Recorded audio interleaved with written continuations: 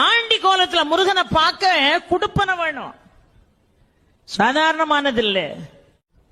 இந்த படி ஏறி போகும்போதே மேல சுவாமி தரிசனம் பார்த்துட்டு கீழே வருவாங்க பாருங்க, அவங்கள பார்த்து எப்படி இருக்காருன்னு கேட்பான் நம்ம ஆளு. மனுஷாள் ஒருத்தரை பார்த்து இன்னொருத்தர் எப்படி இருக்கீங்கன்னு கேட்கறது இயல்பு. இவனே இவன் பாவத்தை தொலைக்க பழனி மலை மேல ஏறிக்கிட்டு இருக்கான், அங்க இருந்து பாவத்தை தொலைச்சிட்டு கீழே வர்றான் பாருங்க, அவனை பார்த்து அவர் எப்படி இருக்காரு அப்படி. இப்ப போக முடியாதுன்றான்.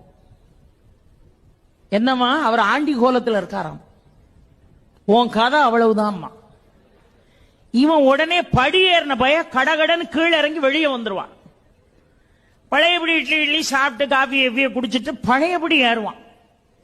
ஒரு 2 மணி நேரம் கழிச்சு இப்ப எப்படி இருக்காரு, இப்ப போகலாம். அங்கிருந்து வர்றவன் என்னவா ராஜ அலங்காரத்துல இருக்கார். உடனே குடுகுடுன்னு அந்த ராஜ அலங்காரம் முடியறதுக்குள்ள ஓடி போய் தரிசனம் பண்ணிடணும்ட்டு போவான். பெரியோர்களே, பூர்வ ஜென்ம புண்ணியம் செஞ்சிருந்தா மட்டும்தான் ஆண்டி கோலத்தை தரிசிக்க முடியும். Download ShareChat.